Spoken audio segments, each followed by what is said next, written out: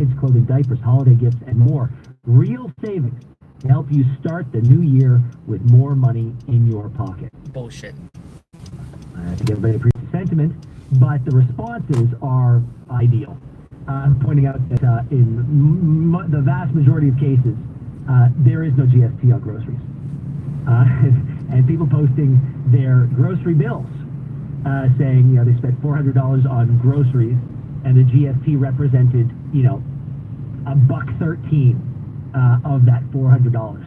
And then people saying, okay, you're forcing me to pay an insane amount on the carbon tax. No. You don't want to help me out there, but what you do want to help me out is to save $1.17 every time I spend $400. And it just goes on and on and on. And this is, if you can't sell strategy with a good communication strategy, then it's doomed to fail. And so this was set up for a disaster from the jump. And Chrystia Freeland does not look like she's got a lock on this thing, and the messaging is completely off. That being said, we were privileged to see that she has launched a new book coming out called Chrystia, and the consensus from the people I follow on Twitter is that this is her throwing her hat in the ring to succeed Justin Trudeau. Let's also not forget that Mark Carney's got a book, and he's all over the place. I was at a progressive think tank dinner a few months ago when he gave a speech that sounded like he was going to be running as well. And the reason I know the reason I'm comfortable saying that is because he spoke almost equally in English and in French, even though it was a dinner that took place in Toronto. That sounds like somebody gunning to be a federal leader in politics. And not to be outdone, Melanie Joly, the disastrous foreign minister, who's been saying some just tone-deaf things on Israel and Hamas. There's an article written about her in the New York Times that says Trudeau has tapped her to be his foreign minister, and she could be his successor. So it's happening, folks. The people are lining up. Whether it happens now or after the next election doesn't really matter too much. Those are three names. If I were a betting man, I would be betting that those three names are on the ballot for Liberals to pick their next leader. Someone who is currently a leader of the largest city in the United States, New York City, Eric Adams, took to a microphone to address some pretty significant issues, not the least of which is how he wants migrants charged with crimes deported from New York City. Everyone here who lives in Vancouver, raise up your hand. And he took a pretty aggressive stance. Let's listen to the first thing he had to say. Those who are here committing crimes, robberies, shooting at police officers, raping innocent people, have been a harm to our country. I want to sit down and hear the plan on how we're going to address them. Those are the people I am talking about, and I would love to sit down with the border czar and hear his thoughts on how we're going to address those who are harming our citizens. Open to hearing what their plan is to deport some of these folks, and you think the city, in some circumstances, should cooperate with us. Let me. You know what's interesting? And I was talking to the team the other day. I want you to all go back and Google Hillary Clinton and Barack Obama. Google what they said about those who commit crimes in our city and what they said in our country. They said those who commit crimes need to get out right away. Yeah, he's right. Those were democratic principles of the Democrat Party not too long ago. Eric Adams is a Democrat. New York City is typically what's called a sanctuary city that sort of defies the rules of the Immigration Customs Enforcement Agency. And this is him doing an about-face on what has become orthodoxy for the Democrat Party. And he went further than that. He said, I'm standing up for this. I'm standing up for the people who live here. I'm standing up for the rule of law. But then he said, he challenged anybody who opposes him or his position. Let's hear what he said. In the state era of cancel culture, no one's afraid to be honest about the truth. Well, cancel me, because I'm going to protect the people of this city. And if you come into this country, in this city, and think you're going to harm innocent New Yorkers and innocent migrants and asylum seekers, this is not the mayor you want to be in the city under. The insane era of cancel culture is coming to an end. The extraction of revenge and the disproportionate social media justice, burning people at the stake, ruining their careers, destroying their mental health, ruining their families, destroying their livelihood, is coming to an end. There are a lot of people who deserve and will always deserve the consequences of their actions, but the disproportionate response in the great many cases has been a disgusting abuse of mob power. And for Eric Adams to come up, we're in back.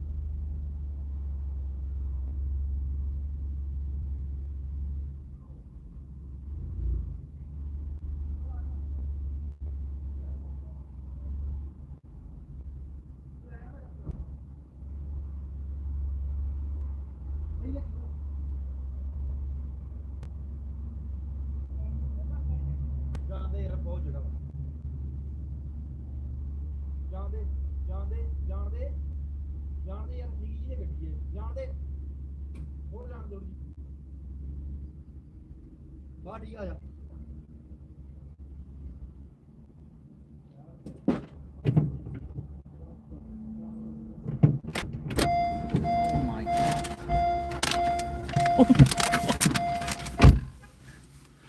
Oh my god.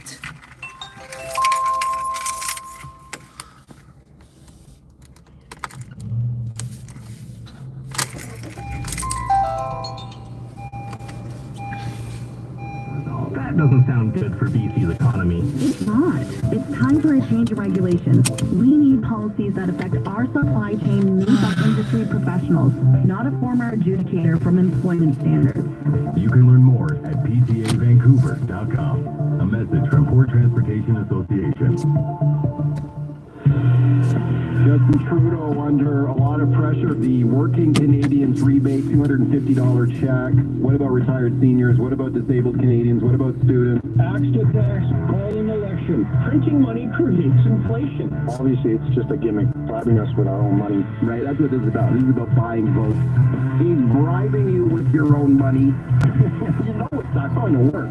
The Mike Smith Show, weekday mornings at 9 on 980 CKNW. Boom, boom. Boom, boom, boom.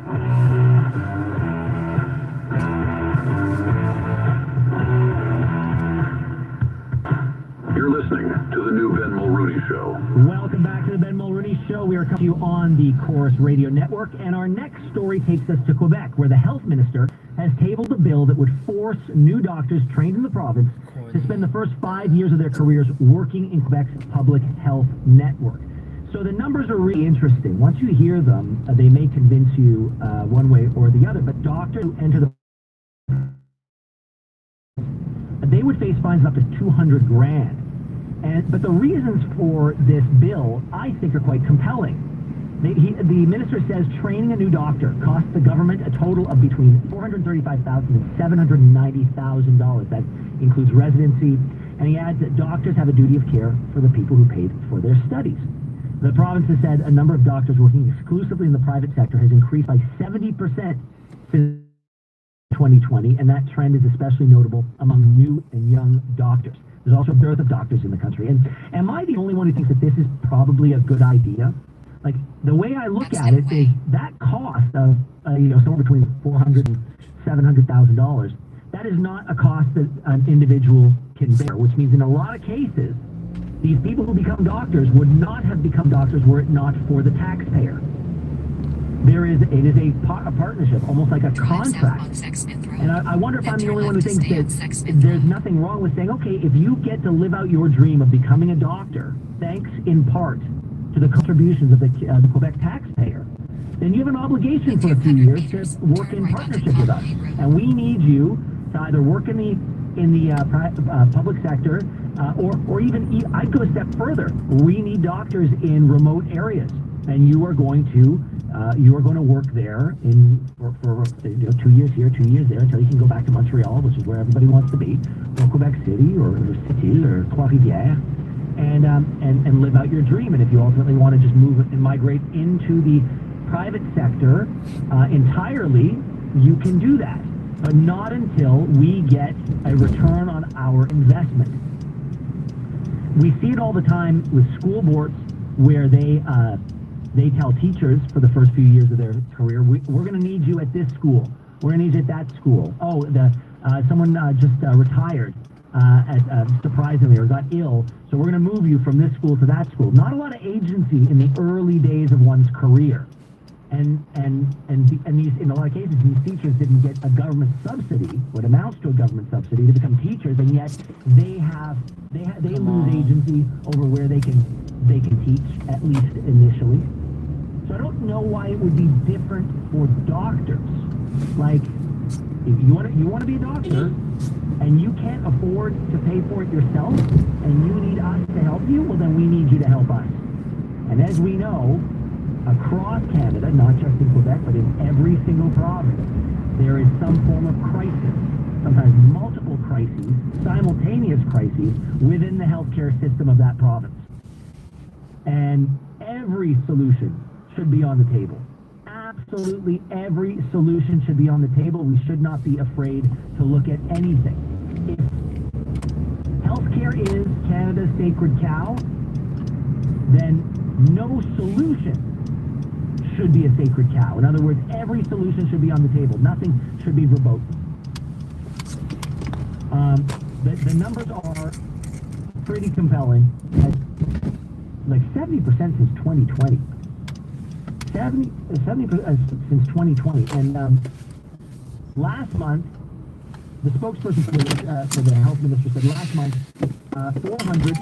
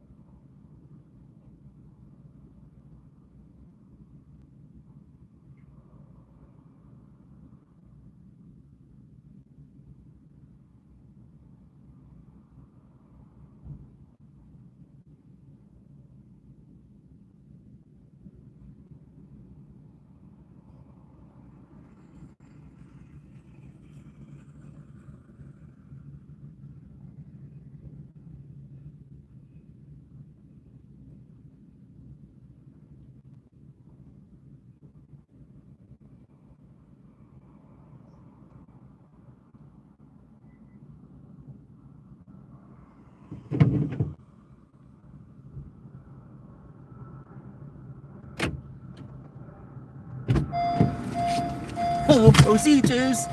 Hello, everyone. Hey, let's go. Let's move. Let's And then the other part of it is getting positions, hospital positions. If you train to be a surgeon, you don't want to go work as a family doctor. You want to keep up with your surgical skills.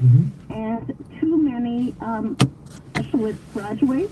Let's make some money. Anywhere, Right. not just in the big cities, anywhere. And a lot of these remote communities, they don't have the surgical equipment for these specialists to even perform the surgeries with, if they Let's were able make to go there. So are you some suggesting money. Let's go.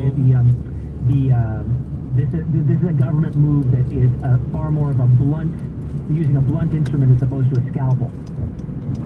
Right. I think this is, to sound good to the, taxpayers for funding this, but it's a much more complicated situation. So- And you wouldn't appreciate it if somebody changed the rules on you. Oh, and absolutely took the not. rest of But that funding. let me ask you a question, Eddie, because you seem to know far more about this than I. What is the solution? What is one solution that we could bring to bear?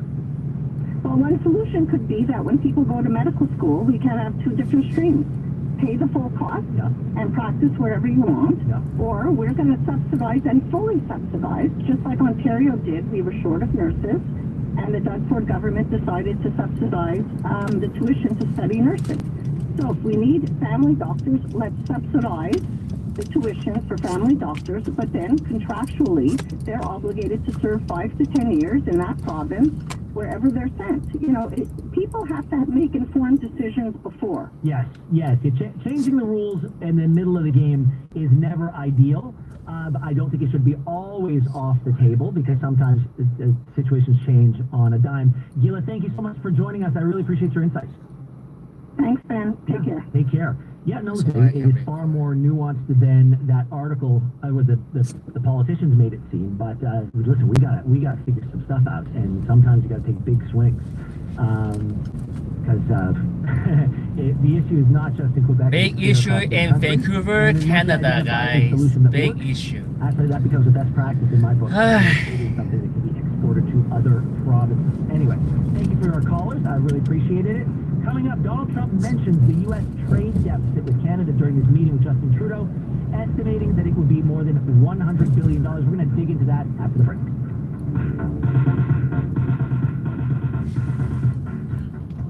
Buy gifts with MasterCard Click to Pay faster than your family can unwrap them. Get 4% CP money when you use your Triangle MasterCard on qualifying purchases at Canadian Tire, Sportcheck, and Marks. Conditions apply to collecting CP money. Visit triangle.com for details. The personal finance space can be really frustrating. With all the hidden fees, you often don't know what things are really costing you. Hi, it's Peter Sejecki, president of Everything Financial Group. That's why I've made our fees low and 100% transparent with full disclosure, so you always know exactly what you are paying for everything. Does your financial advisor do that? Give us an hour and let Everything Financial show you how to keep and make more of your money with our Sorry, I don't believe in you. everythingfinancial.com. This Saturday at 3, BC Perio Dental Health and Implant Center joins Vancouver Consumer on CKNW. Learn how BC Perio is putting your health at the forefront of every service and what protocols and procedures they have in place to keep you and their staff safe. Find out if now is the right time to get your missing teeth fixed. Vancouver Consumer with BC Perio Dental Health and Implant Center this Saturday at 3 on 980 CKNW. You've heard him on Vancouver Consumer. Our no-nonsense resident real estate expert, John Carlson of 2% Realty West Coast. Well, now you can enjoy a full hour of real estate know-how. First-time buyer, property investor, or want to know if now is a good time to sell or buy. Listen to the Real Estate Hour with Johnny Smartpoint, Saturday at 2 on 980 CKNW. Truly the expert, truly local, truly cares. JohnnySmartpoint.com. Welcome back to Home Tips, sponsored by Highmark Plumbing and Heating. Tip number 356. Get ahead of the cold and make sure your time with family and friends is cozy and comfortable this holiday season. Is your gas furnace ready to be replaced? Consider upgrading to a dual fuel heating system and get $10,000 back in rebate. With an electric heat pump and gas furnace combo, you can't go wrong. Here's why. 1. Save on utility bills. 2. Experience high efficiency performance. 3. Enjoy both heating in winter and cooling in summer. 4. Get an additional $150 rebate when you install a smart thermostat. By upgrading to a dual fuel system, you'll enjoy year-round comfort and lower costs. This Home Tip is brought to you by Highmark Yes. Plumbing and Heating. Austin Matthew. Renovations to industrial heating. Their experts handle it all with precision and care. Garden City in Richmond. Free dual fuel estimate. Austin Matthew just scored.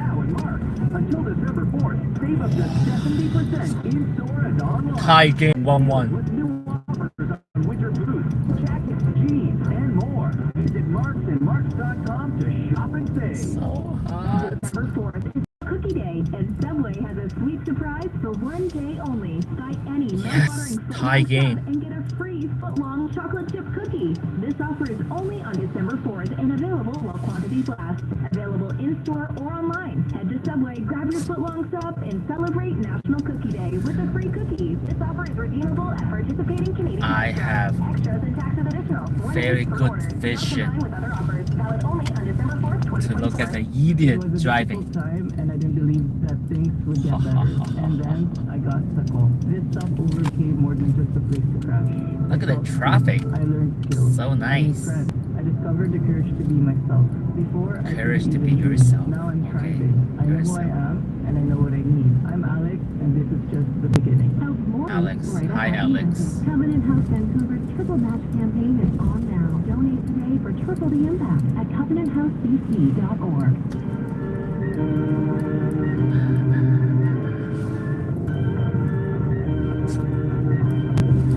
Number 3.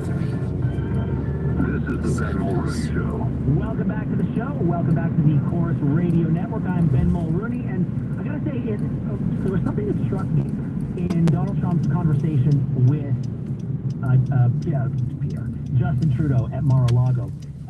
We were originally led to believe that the issues that the president had were exclusive to the border and the military.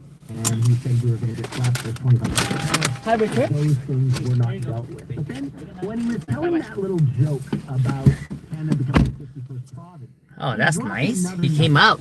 which almost looked like he was All right, adding nice. grievance to the list of grievances. And that was America's trade deficit with Canada, stating that it was about $100 billion, said that we were ripping off the Americans, and it seemed like he was looking to renegotiate that as well. And I thought that was really, really interesting because the first part that I was talking about, the border issues and the military, that's something I can wrap my head around. That's something I do think we should have done a long time ago. And that was a crisis of our own making, and I'm glad it's being addressed.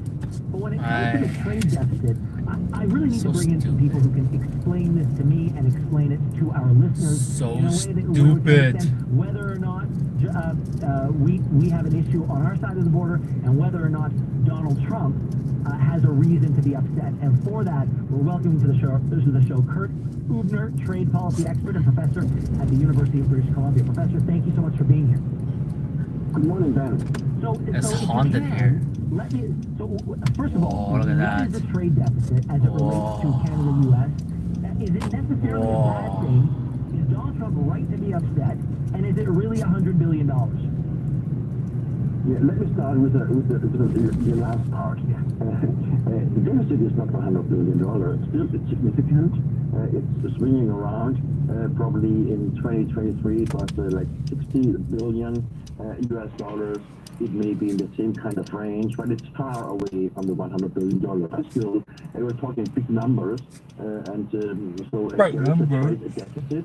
The trade deficit is per se, generally spoken, not only with US and Canada, not automatically a good thing. What does it mean is the country is importing more than Oh, did they score again? the Yes. when it comes No. to Canada. But actually, US is since the 1970s importing more from the Oh rest of the my world than God, you exporting. must So be the trade nice. balance deficit is now like 50 years old. Yeah. So after US, so it's not something new. So that's the first thing to see. Why is he so upset? Now, when it comes to trade relations between Whoa, US, Matthews scored again. The Canadian side, close to 80% of Austin exports are Matthews. going to the US, is a very important part. At the same time, Canada is also the largest market for the US. So it's highly integrated economic relations, and the whole economy is so highly integrated. Again, we share the longest border in the world, so again, it's not a surprise that those things are happening. And Professor, I've got to ask, it seems to me that if they need these goods and we are providing them reliably and safely and securely, what is the problem? Yeah, but I think so. It's a first move. We don't know exactly what's happening. From a pure economic point of view, it doesn't make any sense to put in a 20 or 25% tariff across the board. for Canada. I think so. It's first move on the side of the incoming Trump administration. We are aware that in the agreement that Canada comes 2026, so it's 1.5 years from now or so, that the U.S. are revisit of this agreement, which is part of the agreement anyway. And I think so the threat now is preparation of what will come. I think so it will be more than only a revisit, even though this agreement, the product of NAFTA, is the baby of Donald Trump, as we know. Dumbass driver. You are a dumbass driver. Use this revisit to come to good elements. I guess we're talking about the car industry, something a big element in this campaign, securing Trump as the U.S. We will see steel. We had this kind of conflict in the past, and this continued with the Biden administration. So there are a couple of sectors where the U.S. may have been interrupted. I will honk that guy so much. What the fuck is he doing? And to decouple it from those exports from Canada. Holy crap, cannot see anything. Another kind of problem. Well, underlying, only one element. It's only trade, it's also foreign direct investment. So that's the main part. If you look at the car industry, it's all about supply chain. It's not that we are producing the new cars and they're being exported to the US. Those are just another company operating in Canada and sending them stuff back to the US. Yeah, to me, what he's saying, it seems to me like he's signaling that he wants to play a hardball when it comes time to reopen the NAFTA 2.0. But what he's also saying is the deal that he struck in 2016 or whenever it was wasn't a good enough deal for America. So he's almost saying that he didn't negotiate well enough with Canada. I wouldn't put any kind of words of President Trump. I really take very seriously all the time, in the sense that he talks quite a lot. And Whoa, shaking like crazy. He started with $1 billion deficit, it's not covered by tax. So there are other elements. But behind all that is definitely the idea to America first, and there are only sectors across all the board. Those sectors I mentioned, they will be key, I think, on the free negotiations that will come. It's not really not the relationship that will be happening. And so that's nice. the idea right there. Do you think it's about Canada laying out a vision for the future where, yes, there are certain things that there are certain aspects of our trade that can be streamlined and improved, but by and large, if there's something that you need from us that you don't make, we provide a reliable market from a democratic ally in close proximity versus going to someone that is not an ally to go get it, say China or Russia or the BRICS nations. Is about sort of creating, like turning down the temperature and having him view us again as the ally that we have always been, a reliable partner on trade, on defense, on values of the free market and individual freedom. Yeah, look, it's a good point, but you have to be aware it's not only Canada and Mexico that is now in the eyes of Donald Trump, it's also the rest of Europe, particularly China.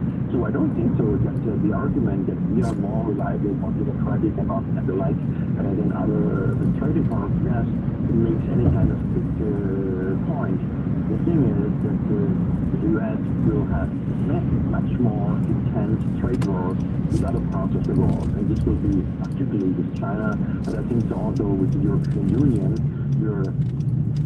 the protectionism, the kind of America First strategy will be probably much more pronounced than it will at the end of the day happen with Canada. I don't think so that those kind of relations so deeply entrenched that they will go away. I think Trump is already putting pressure on Canada, and you can see this. One byproduct we haven't discussed yet is that we see, for example, Ford in Ontario already mentioned it's Ontario. So maybe the total food is also about putting Mexico in a corner rather than Canada, because Trump made a point that Mexico is the entrance door for cheap Chinese and other products entering the North American market. And I think that's the main kind of culprit. It is indeed. And the fact that we've been lumped in with them, and the fact that the president of Mexico had the gumption to say, yeah, Canada, you have a real fentanyl issue. Are you kidding me? You're telling me? Okay, that's a pot and kettle and black situation as far as I'm concerned. That's true, but then, on the other side, it's also, you see the kind of, Trump is a pretty good negotiator. He already achieved one thing, that Mexico and Canada may not play at the same cards, under the same side. And we see them also inside Canada at some point to take this kind of route and others take another one. This might be a very good opportunity. Ooh, perfect. Trade barriers, which is Michael Linlander. That we've imposed on ourselves. Kurt Ubner, trade policy expert at the UBC. Thank you very much for joining us. One more. Coming up, who's bringing home the bacon? That is next on the Ben Maloney Show. Who is bringing home the bacon? Bartek has been a leader in fire safety for over 40 years, and the industry's growing demand means Bartek is looking at new members to their team. If you're an experienced fire safety technician, qualified sprinkler fitter, sales professional, fire safety plan designer, or project manager, Bartek wants to hear from you. The headlights, so Bartek nice. is an employee-focused business, offering a great work environment, benefits, and wages.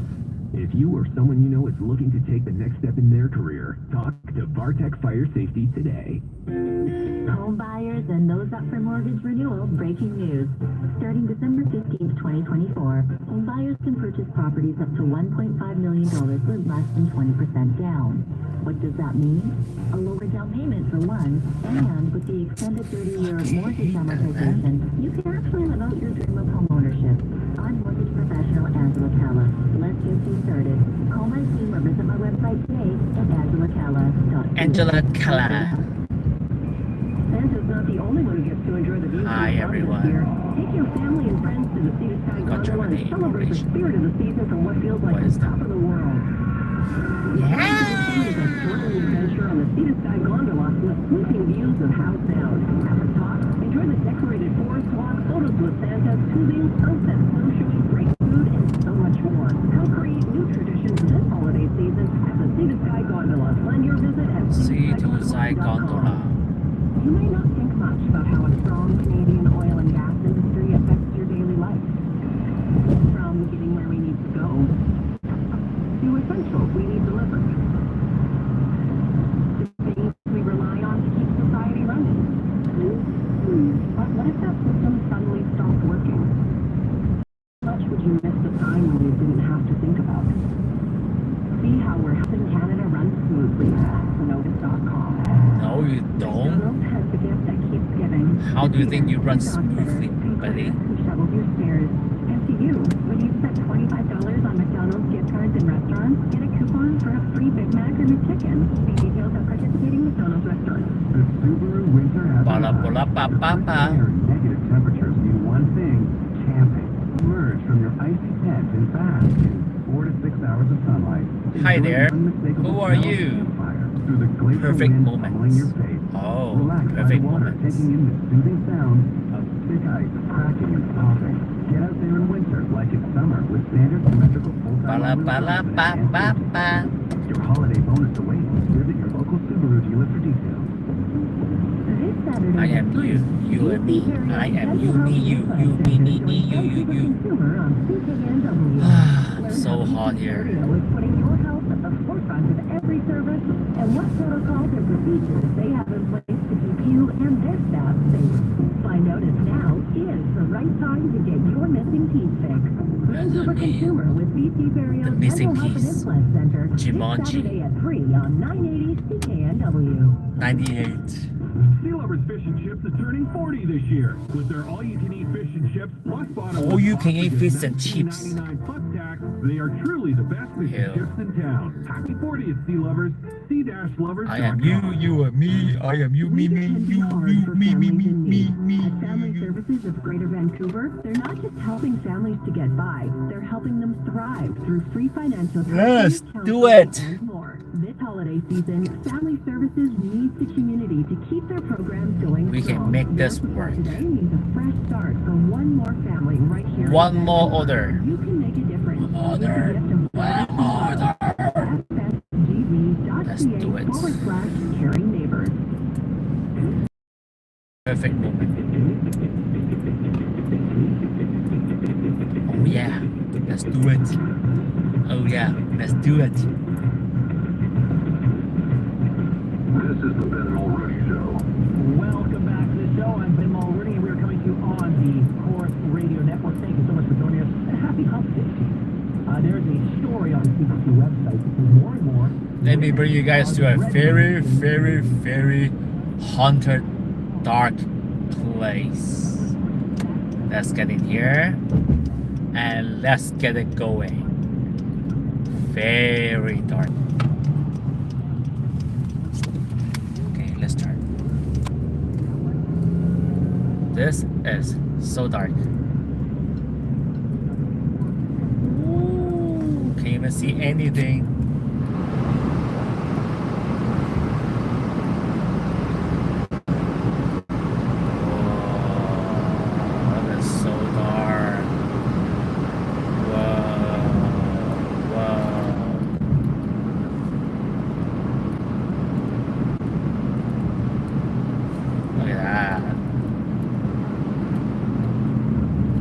That's why you guys need a white light, not a yellow light.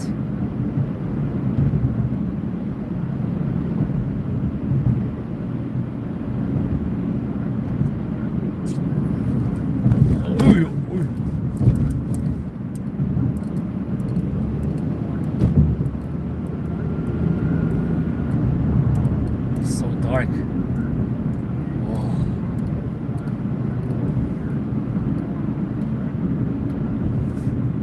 Very dark. You see that? Oh my god. Look at that. Oh my god. Oh baby.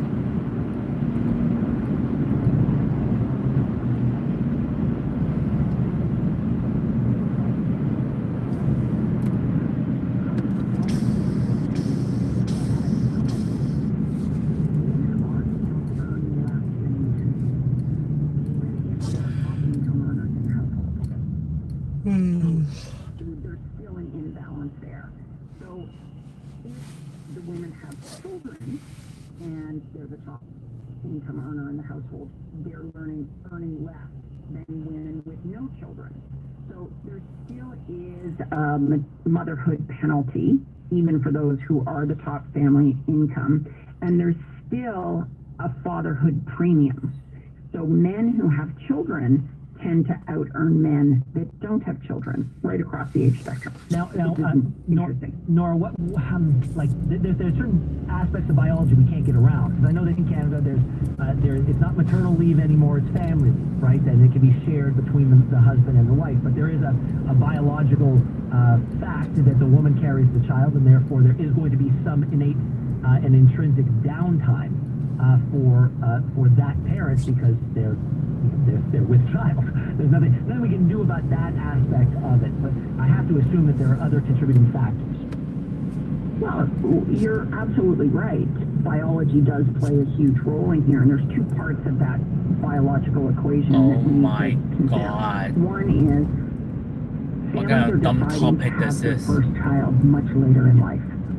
And so they're much older when they have their first child. So, a generation ago, you were having your first at 23, 24 years of age. Now it's 31, 32 years of age, and continuing to creep up. You are, I am I, Men you are much me, more I actively am. involved in parenting You are than me, they I have am. ever been before. 85% of men in Quebec take a big they both have a share of the parental leave, and they have a dedicated paternity leave in Quebec. 85% of men. Whoa, in look at the Quebec. back. So Oh. if men are asked, when There's are a you Cyber taking truck right behind me. leave, not are you taking it? And a big part of that is higher income replacement rates, and it's becoming sort of a part of the culture. Yeah. Elsewhere, men are only taking parental leave at around 10, 11, 12%, depending on where you are in the country. So women are still using up the majority of the parental leave. But if you're a top income earner, regardless of whether you're men or women, most families do the math. And if women are the higher income earner and you're only going to be getting 55% You are my of perfect earnings, moment. Always it tends perfect. to be It the is. lower income that takes It the is majority perfect of the moment. parental leave. Nora, I've got to ask you, I want to take like a step back from this and see if it's part of a larger problem, because on this show we've discussed the lowering of Canada's birth rate. You just mentioned the fact that couples are choosing to have their first child later. How much of women in the workplace, even though they're earning less, has to do with the fact that life is becoming more unaffordable, and therefore, in order for people to have the life they want, both members of the couple need to work. Wow. That's Look at absolutely all true. the people and that's here. been true for the last couple of decades. Wow, As 158? the cost of living increases, the need to have two incomes is now an absolute must. And we see that the fastest pathway to poverty is divorce. And so if you're not born into poverty, you can achieve poverty status by divorce. So we know that it's a huge issue. You need two incomes. About 2 decades ago, it was an income and a half was enough. A whole generation ago, one income was more than enough to cover basic costs. But the other reason why couples are choosing to have fewer children is the sense of instability or insecurity. People tend to have more children when they feel very stable. Why the and fuck they drive like secure that? Yeah. And capable, The hell? taking on more responsibilities. So if life were more affordable, if life cost less, is that the thing that would give them more security? Partly, but also job security. More people working contracts, gig work, self-employed, and the broader issues of global stability, global security, environment. A lot of people are saying they're not bringing in any children into the world because of climate change. And so those kinds of decisions aren't quick and easy to resolve. So we're expecting that more couples will choose to have no children. Whoa, look at this. So And the foggy. likelihood of having families with 3 or more children where it's not involving blending families is going to be less and less. Nora, it seems like we're facing a looming crisis in this country if the people who are here aren't having babies, and you've just laid out a compelling case explaining why. And the government has reversed a position where effectively our immigration levels are going to stay stagnant for the next few years. It looks like we're going to have our population is going to shrink over the next few years. Of course. What do you think? Oh, very Stupid. definitely. You know, most of our policies and programs and benefits in this country were designed when we had basically a population pyramid. Lots of people in the paid labor force, few elderly, babies coming up, so it was basically a triangle. Yep. That is reversing, and we're now in the inverse triangle stage. And to balance that out, you sort of square the triangle by immigration. And we've been doing that for the Yes, last several Mineral years. Boulevard. And it's been fairly stable. But the minute you stop bringing people in, Oh, nice. you're going to start to see that squaring off of Nice. the inverse triangle becoming less and less stable. So it will be very evident if you've got family members who are in their 70s, 80s, 90s, 100s, that there are fewer people to look after. Thank you. I will drive And those very seniors safe. getting older, and they're living longer without a commensurate adding on What to is the this guy quality doing? of that life. Well, that's a whole lot Oh of my fun. God. Yeah. Another No, day. no, But it used yeah. to be that there were 4, 5, 6 children that could look after one or two parents. Now it's 1 or 2 people looking after parents, grandparents, 3, 4, 5. People 8 don't know how to drive people here, in your man. caregiving circle. And it gives you less resources God. to bring in more children because all your caregiving is going to senior family members. It's a great problem to have to live longer, but it also does increase the caregiving burden. Nora, we're going to have to leave it there. I'm sorry, and I'd love to talk to you again sometime. Thank you very much. Coming up, what would the first address by Donald Trump as Canada be if we were the 51st state? That's next on the Mid-Morning Show. Good job to push someone away. It's the most wonderful time of the year on Pluto TV. Get all your holiday favorites absolutely free.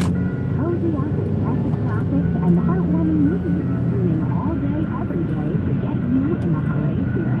Explore entire channels, guaranteed to spread the cheer with bright lights, festive fireplaces, and the holiday music you love. We've got something for everyone. Season greetings from Pluto TV. Dream now, pay never.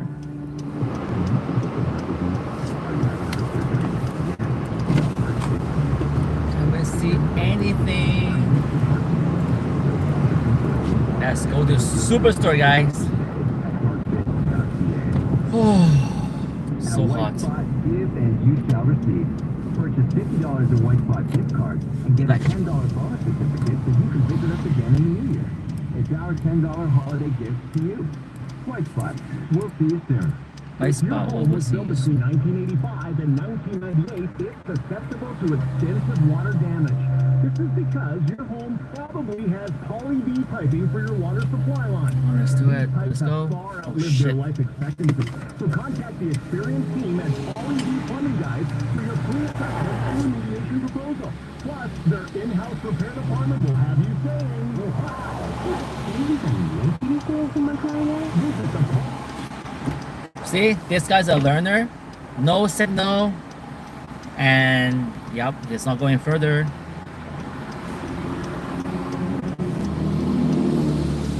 Is he gonna fail when he do his test? I think so. Where is his signal?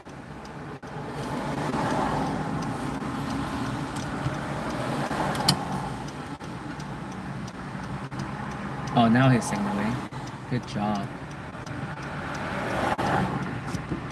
Anna? Anna?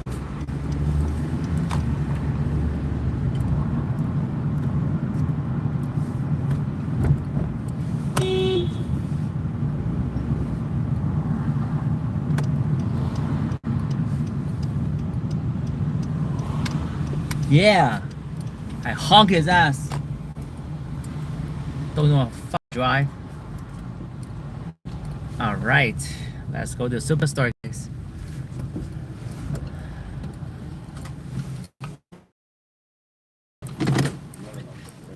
Just give me 1 second.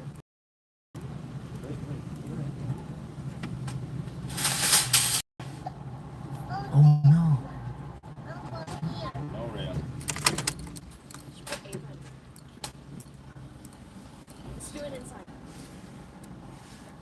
Six and 02. This one here.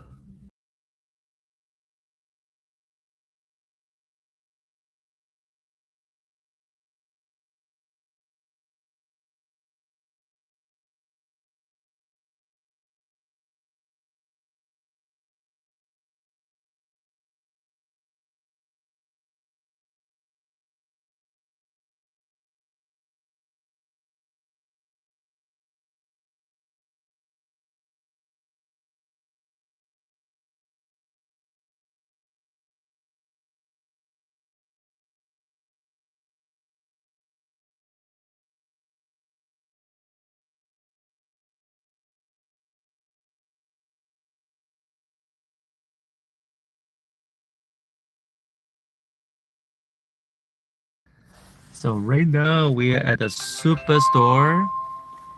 Dun dun dun dun. And then I'm doing some delivery. Dun dun dun dun. And that's my honey right there. And we going. Yes, we are going to a movie.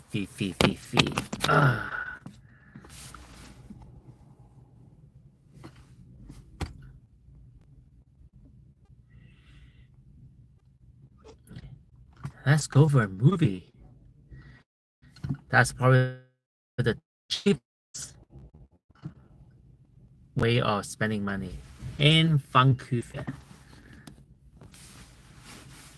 I don't get why people think that they can drive like that, you know?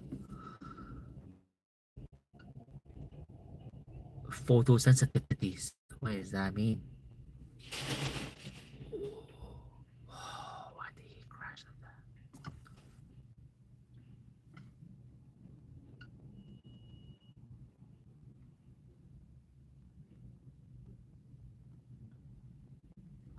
No. I say one more.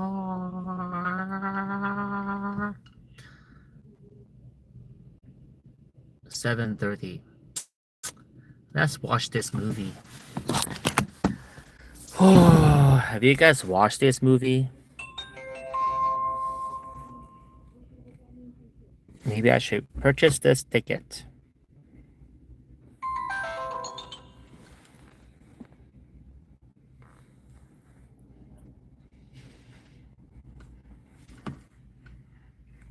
Uh-oh. It's 3-2 now. Okay, let's see. Let's go for Riverport. 9 o'clock, 3D. 9:15.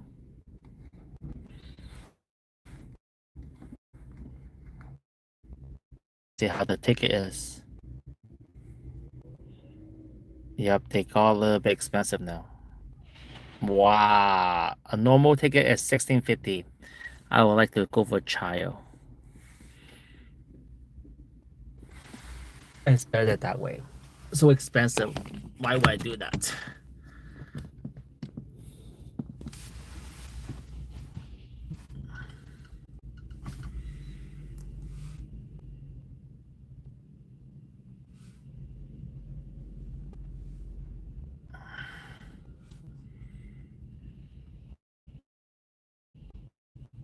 $9.15.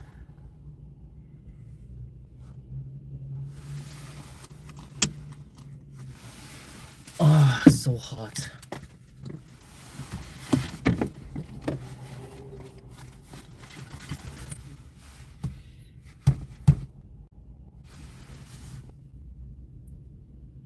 Well, Austin Matthews score again.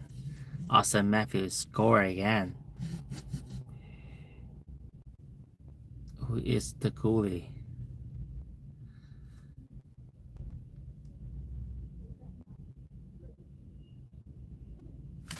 Mitch Marner. Uh-oh, look at this. Look at this. They are winning by 1. Look at that. Can they pull off a win? 1 minute and 27 seconds left. Can they pull a win? Okay, let's do it.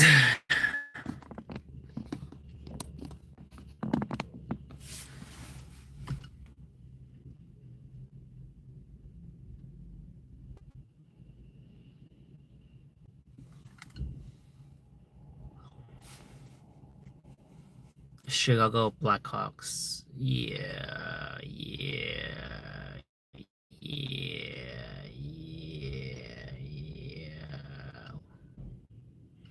Kyle Murphy.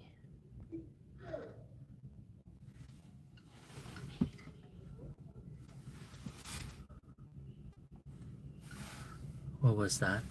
That's scary.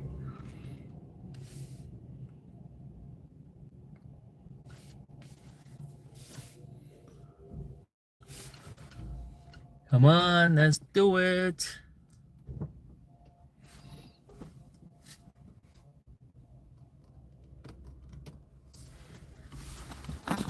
Look at that.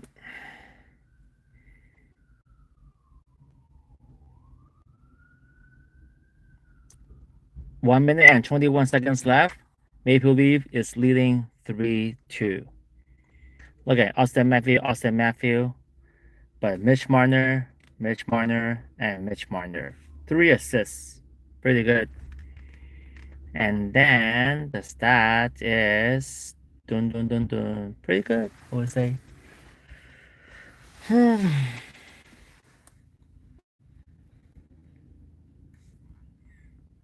Let's watch some movie. Have you guys watched this movie? It costs 2 tickets for $11.25 because I am gonna buy a child tickets, not general.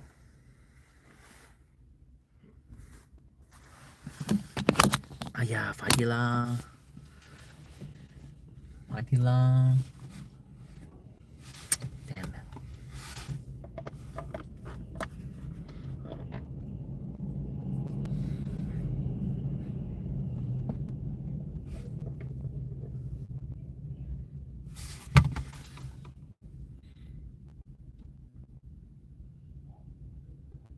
Oh my god. Let's go, let's go, let's go.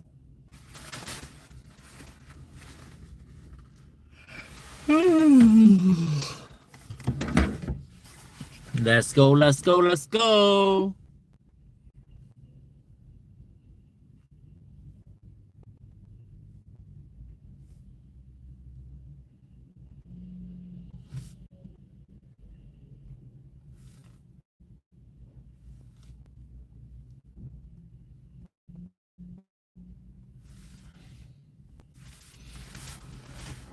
Wait, wait, wait.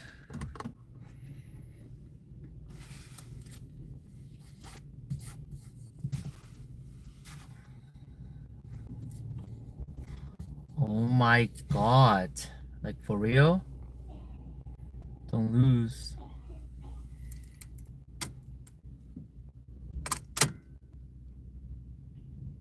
Don't lose the game.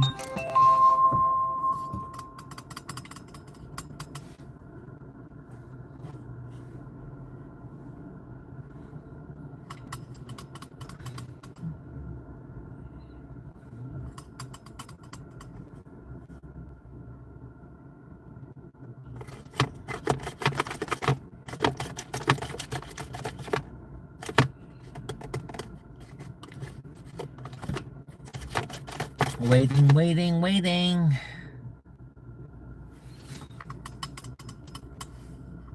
Goodness.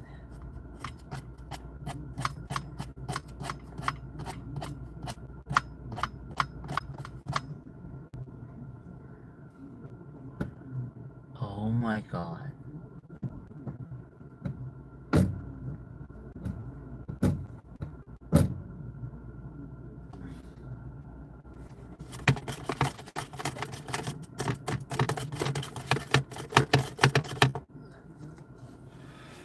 Oh my god, it's so slow.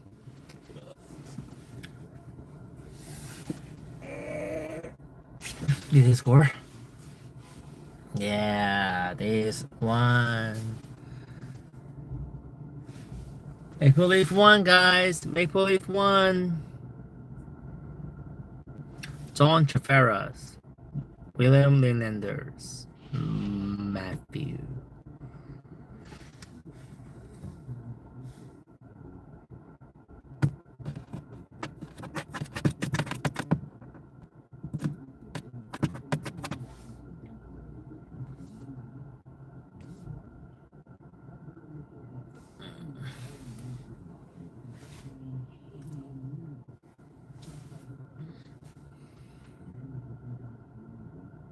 Marcia so.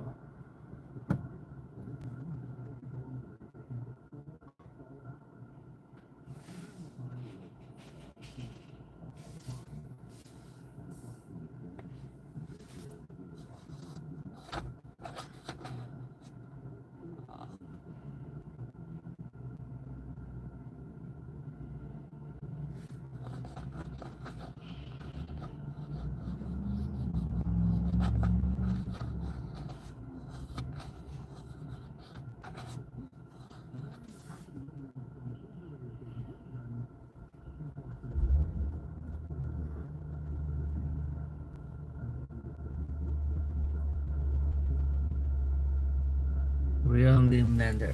16 goals of the season. Wow. That's crazy.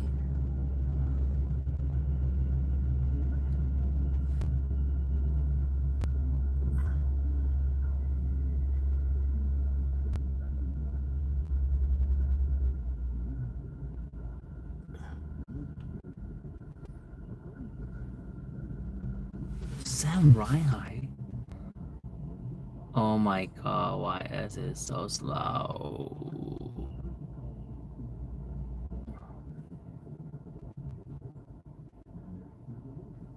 Oh.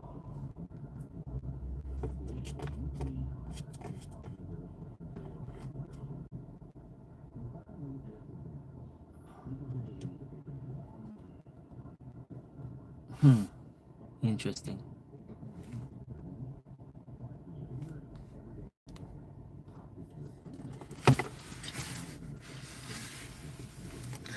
Why does it take so long? Hello. Hello.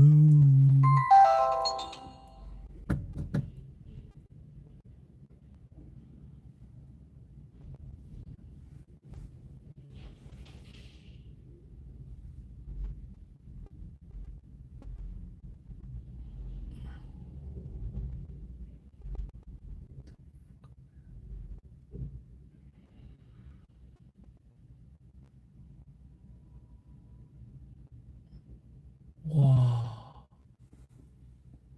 Wow. So many stuff.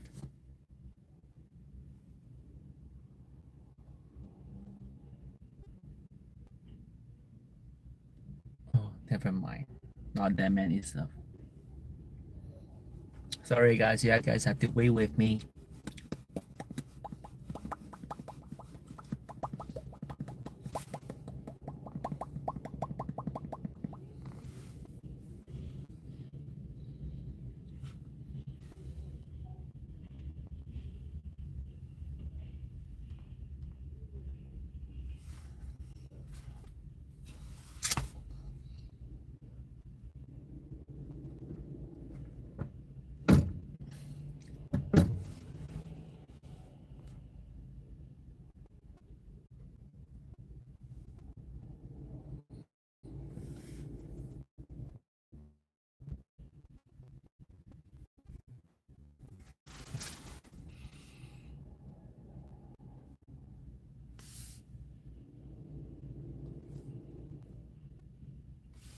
Oh my god. So slow. Yes! I got my thing!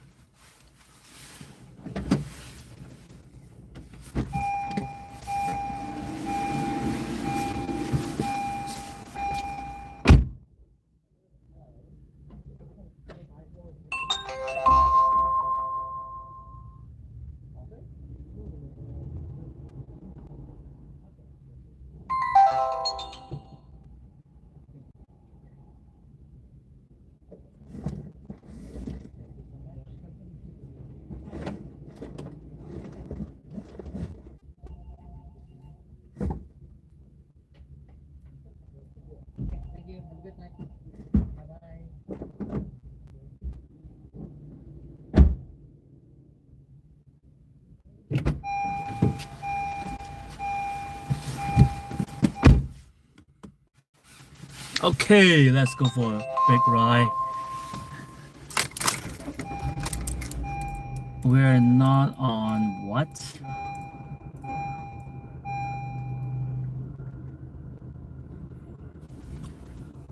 Fantovers. Okay. I hear you.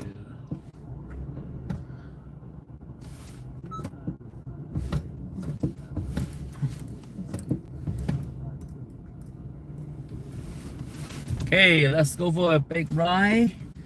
And then off we go.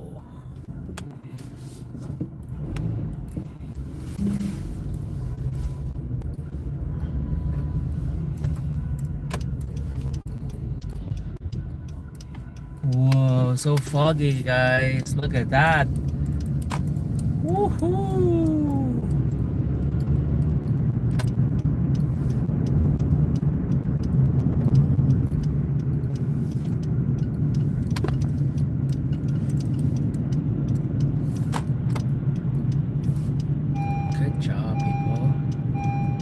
guys know how to drive.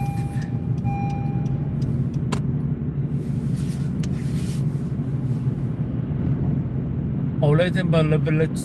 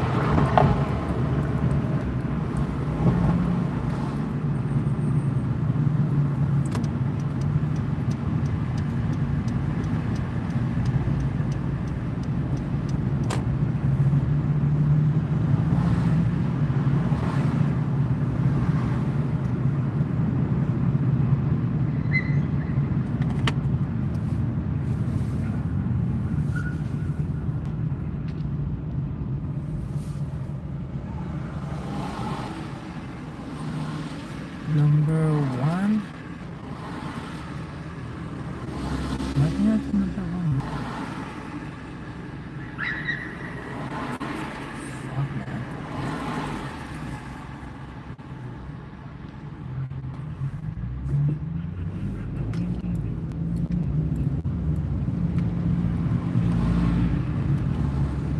Maybe we should go somewhere really dark.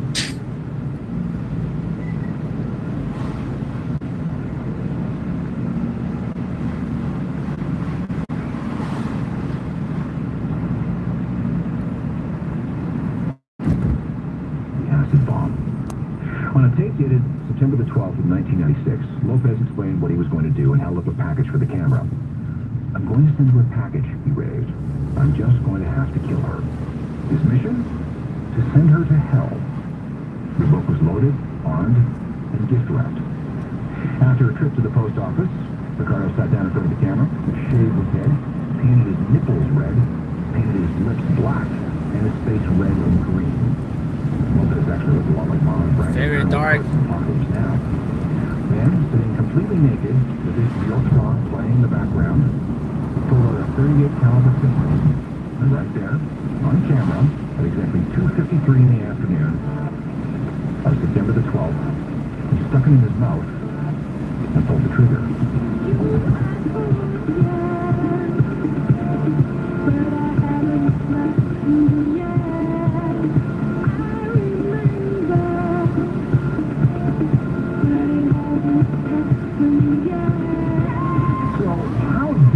Bjork escaped being injured by a sulfuric acid-laced bomb. Well, by sheer fluke, cops got to the booby-trapped package before it was delivered, and here's how. Florida cops found Ricardo Lopez's body on September the 16th, 4 days after he shot himself. And when the CSI team moved in, they began going through all of the videotapes in the room. And when they watched the video that showed his suicide, which was the one helpfully labeled Ricardo Lopez Last Day, they saw him hold up the package to the camera, and he held it up there just long enough for the cops to get the address. They traced the package through the mail and found it in that South London post office, just before it was about to be delivered to Bjork's house. In 2000, a filmmaker named Sami Saif released a documentary called The Video Diary of Ricardo Lopez. It's some of the most chilling stuff that you will ever see. Here's a clip from that documentary. I want to be the biggest influence on her life, the most important person who changed her life more than anybody else, okay, that ever took her life, okay? I am the angel of death for her. He's very hostile toward her. There's a hatred for her. There's a desire to torture her. By killing her, ironically, he can recreate in his mind an idealized image of love her and then be with her. Our 10th and final weirdo fan story has to do with the time Bono was threatened with assassination. U2 has always been known for their human rights activism. Most people appreciate what they're trying to do and the message that they're trying to deliver. Most people. Some, however, don't appreciate U2's positions, especially taken by Bono. So for him, the prospect of assassination has been quite real. Let's begin with rumors that Bono was on an IRA hit list for an anti-IRA speech he made from the stage in Denver on November the 8th of 1987. See, earlier in the day, 13 people were killed by an IRA bomb during a Remembrance Day parade. Then, on a 1992 tour, a serious assassination threat came via the FBI. U2 had been long outspoken supporters of the adoption of a national holiday honoring Martin Luther King. There were, however, some politicians who refused, including Arizona Governor Ed Meacham. The threat seemed to indicate that Bono would be shot the next time they played Arizona. That was scheduled for October the 24th, 1992 at Sun Devil Stadium in Tempe. And if it was going to happen, it was probably going to happen right during Pride in the Name of Love, which of course is all about Dr. King's assassination in April of 1968. This is what the threat said. In fact, the FBI took the threat so seriously that they advised U2 not to play the gig. When U2 refused, the FBI suggested that they simply drop Pride from the set. But Bono was against doing that, too. He insisted that they do it regardless of the threat. So they did it. But Bono sang the whole thing with his eyes closed, trying to concentrate on the lyrics. And when the song finished, he was still alive. He opened his eyes to see Adam Clayton standing right in front of him, which they didn't kind of Anywhere from the 20 bridges you get to go north. So a little bit of a tapping of the brakes, but once you get past like 22, it slows down. We can find 22 in the multi-area. That's a minor slowdowns in that area. Get yourself a little bit of extra time. Back northwest traffic. I'm in the back. Are you a Puget Sound Energy customer? Right now, PSC is offering the highest rebates we've ever seen. The rebates are so good that many homeowners are getting thousands of dollars installation upgrades for free, with no money out of their pocket at all. Installation Northwest has teamed up with PSC to help their customers save as much money and energy as possible. Installation Northwest is the one to call for the highest rebate possible. No one can get you higher rebates.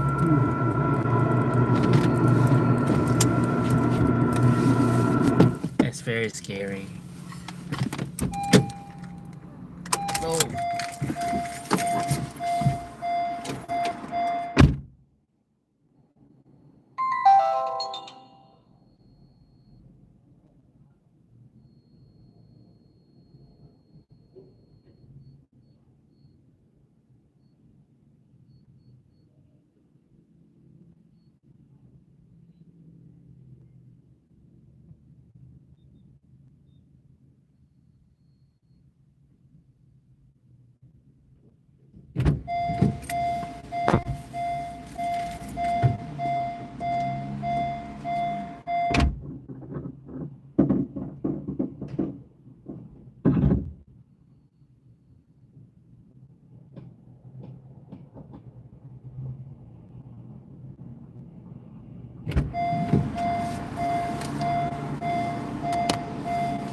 Almost done. Almost done.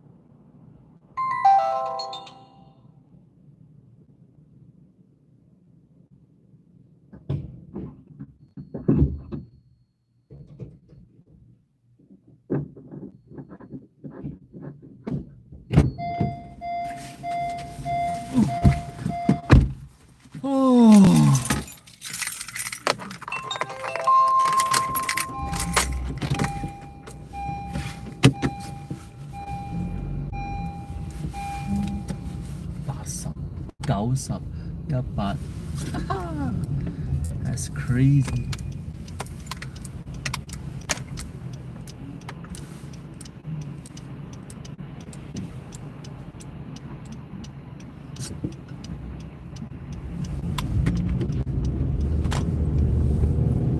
That's crazy. Mutable. He's trying to dimension.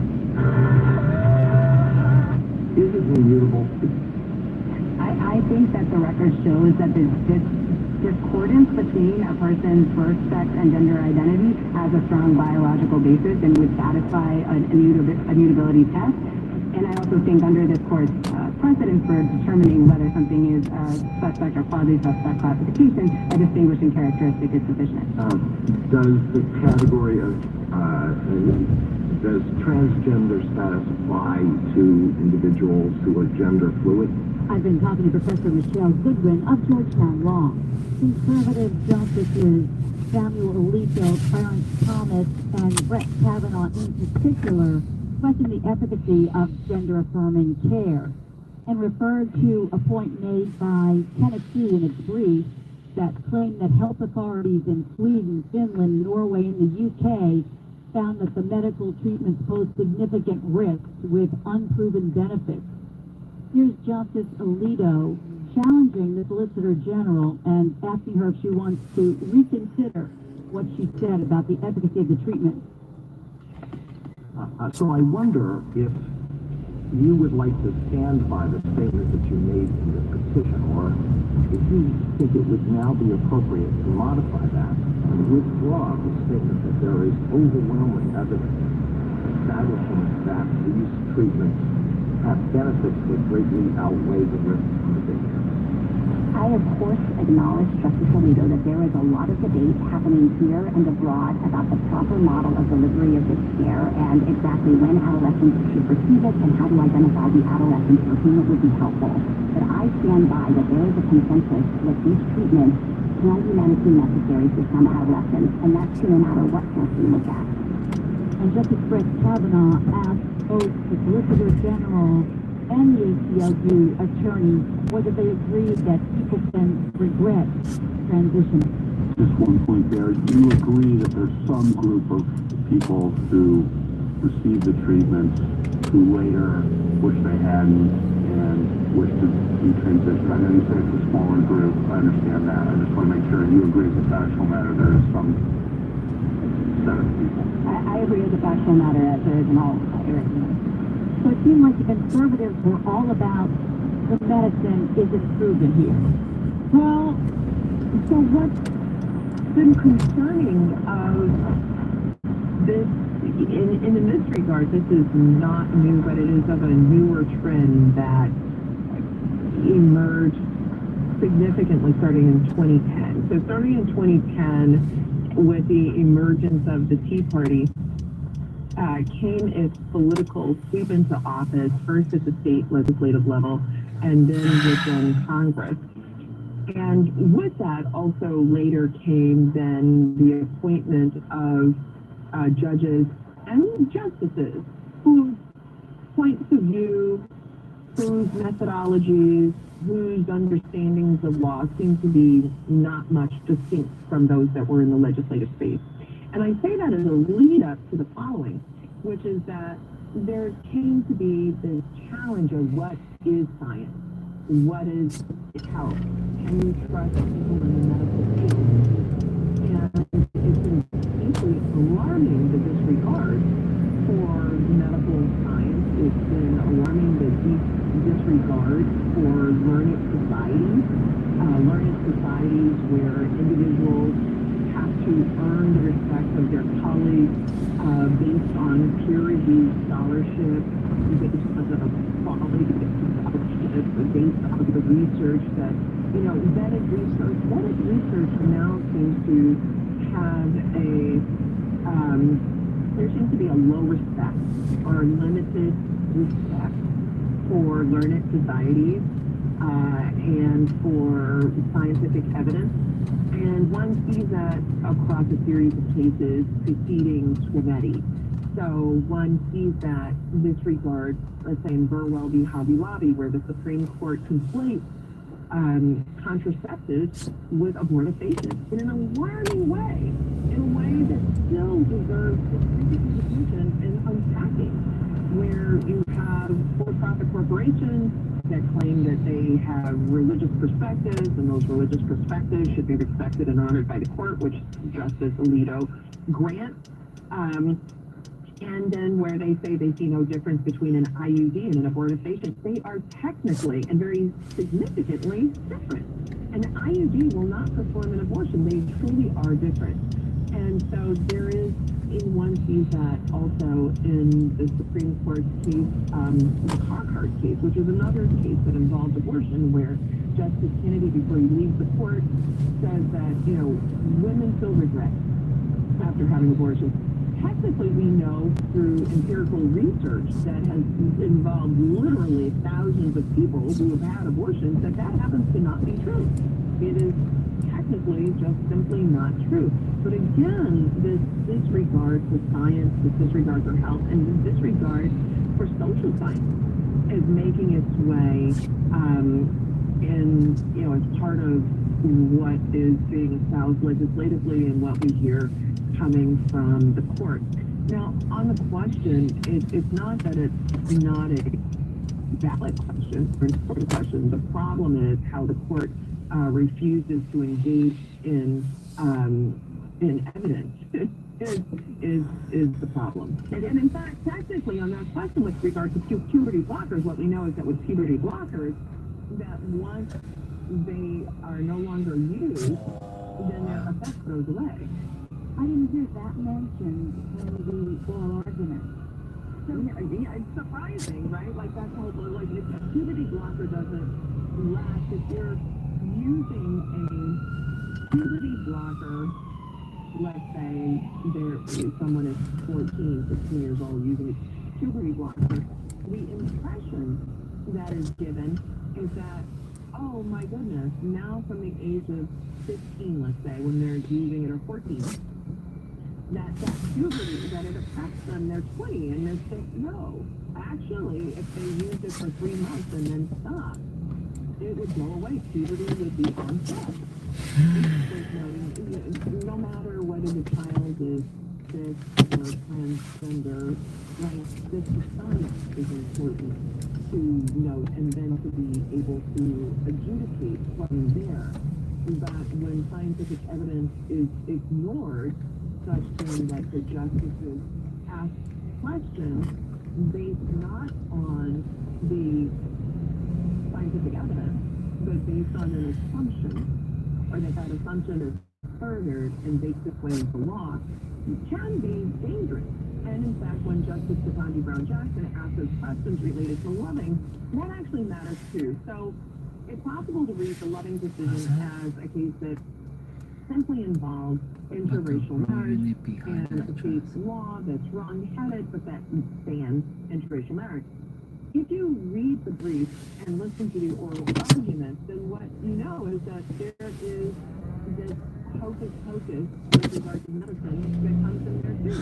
If the state is alleging that if interracial marriages are tolerated and allowed, there will be the term Mongoloid children emerges in the briefing, that there will be children with disabilities that are born from these unions that will overwhelm the state. This is the same argument that's used in 1927 in Buck v. Bell, one of the most egregious cases in the United States, where the court sanctioned